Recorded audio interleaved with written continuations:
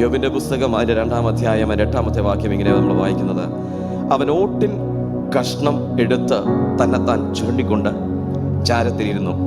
അവന്റെ ഭാര്യ അവനോട്, നീ ഇനിയും നിന്റെ ഭക്തി മുറുകെ പിടിച്ചുകൊണ്ടിരിക്കുന്നുവോ? ദൈവത്തെ ത്യജിച്ചു പറഞ്ഞ് മരിച്ചു കളക എന്ന് പറഞ്ഞു. Praise the lord. ഹല്ലേലൂയ. നമുക്ക് ദൈവം തന്ന നന്മകളെ ഓർത്തിട്ടല്ല കർത്താവിനെ നമ്മൾ ആരാധിക്കേണ്ടത്. Praise the lord. ഹല്ലേലൂയ. ഇവിടെ രണ്ടുപേരെ നമുക്ക് കാണാൻ കഴിയുന്നുണ്ട്.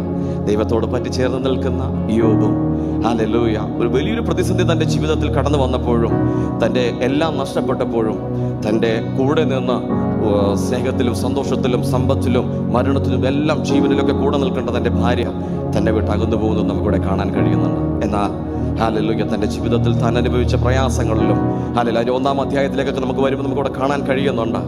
ആ ദേശത്ത് ഏറ്റവും ധനികനായ ഒരു വ്യക്തിയായിരുന്നു യോബ്.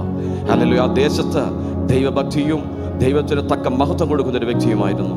തൻ്റെ ഒരു ദിവസം തന്നെ, ഓരോ ദിവസങ്ങളിൽ കർത്താവ് തൻ്റെ സകലതും നഷ്ടപ്പെടുത്തിയപ്പോഴും, പിശാച് തന്നെ നഷ്ടപ്പെടുത്തിയപ്പോഴും, ഹല്ലേലൂയ, അവൻ തക്ക മഹത്വം കർത്താവിന് കൊടുത്തുകൊണ്ടിരുന്നു. ക്ഷീണിച്ചു പോയതുമില്ല. Price the Lord. ഇന്ന് ഈ പകലിൽ ഇതെന്നെ ഓർമ്മിപ്പിച്ചത് വേറൊന്നുമല്ല, ദൈവത്തെ നമ്മൾ, ഹല്ലേലൂയ, സ്നേഹത്തിലും ആ ദൈവമായിട്ടുള്ള ബന്ധത്തിലുമാണ് നമ്മൾ ദൈവത്തെ ഇന്ന് ആരാധിക്കാൻ പോകുന്നത്.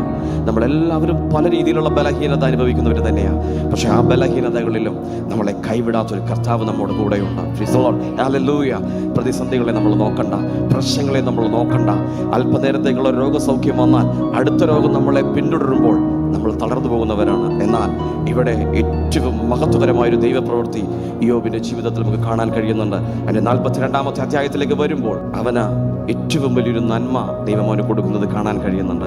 അങ്ങനെയെങ്കിൽ നമുക്ക് നന്മ ലഭിക്കുമെന്ന് വിചാരിച്ചിട്ടല്ല, കർത്താവിൽ വിശ്വസ്തയോട് മുന്നേറുവാൻ നമ്മുടെ ബലഹീനതകളെല്ലാം അപ്പൻ്റെ കരങ്ങളിൽ ഏൽപ്പിച്ചു കൊടുത്തുകൊണ്ട് ഇന്ന് ഏറ്റവും അനുഗ്രഹിക്കപ്പെട്ട പ്രഭാതത്തിലും പൂർണ്ണ ഹൃദയത്തോടെ നമുക്ക് ചേർന്ന് കർത്താവിനെ മഹത്വപ്പെടുത്താം.